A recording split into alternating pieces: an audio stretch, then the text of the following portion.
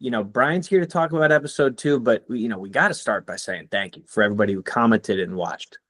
Yeah, I mean, we just covered and did another segment about Wild Tales, which was recommended in the comment section from that video.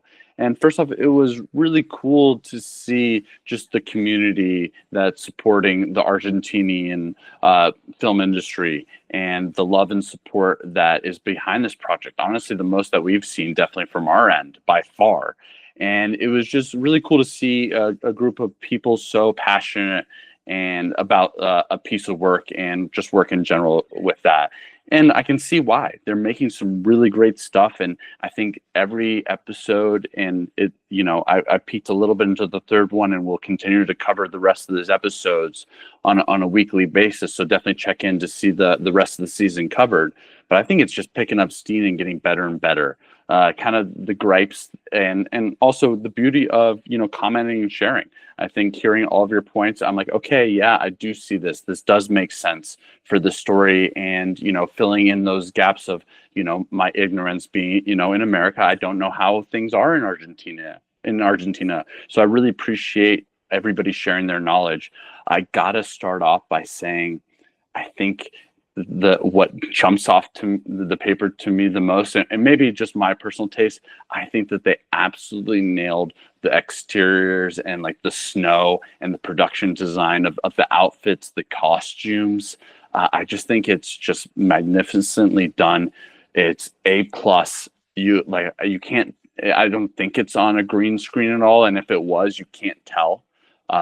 I'm not sure where they're doing this. They have like trains stopped in the middle of the city, people dead in the streets. And you get a little glimpse of the aliens. So they're doing a great job of building tension. And I think something that I love in storytelling is kind of the progression of exposing to the story and the pacing of it. It's got that slow build that I think the comics captured of trying to piece this together. And the community and kind of them hiding out. I love the candlelit scenes. I think the cinematography and the lighting on this is fantastic. It doesn't have that brightness and overexposure. Not overexposure wouldn't be the right word, but maybe like the stale and clean and like overlit. It's like I think that's a big problem with things being overlit and not being afraid of having a little bit more darkness in scene.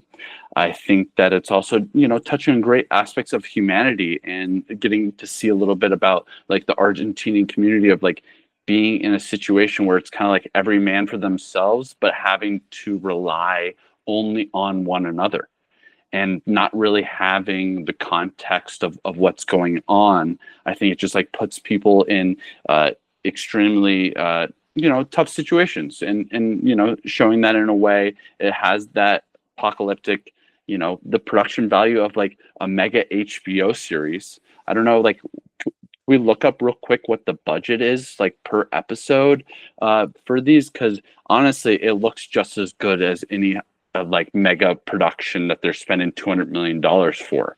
So I'm really excited for the next episode. We're kind of getting into a little bit more of the grid of like the aliens of the story and just the snow. I think Juan and Tano are such great characters, and maybe I'm a little biased being drawn to them, but I like the analog aspect of this, of like how only old things work. I think that's kind of what made like Alien and even like Star Wars work, is kind of this analog. I think that that'll always be a thing of just like the machinery, and I just thought that was also another really cool element that I like, and I can't wait for episode 3. Steve, what'd you think?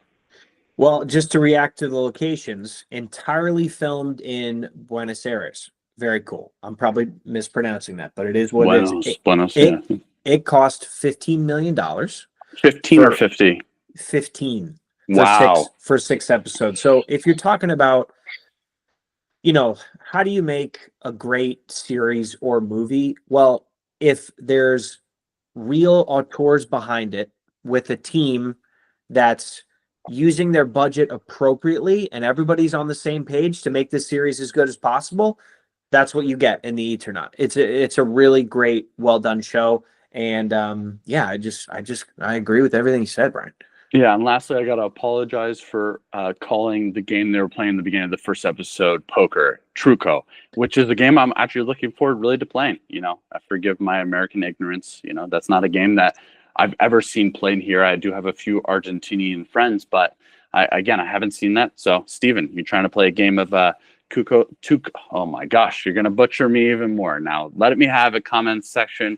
I know I deserve it. But we love you all. Let us know what you think of episode 2, what you're looking forward to in the rest of the season. We'll catch you all on another episode of the Blockbuster Brothers.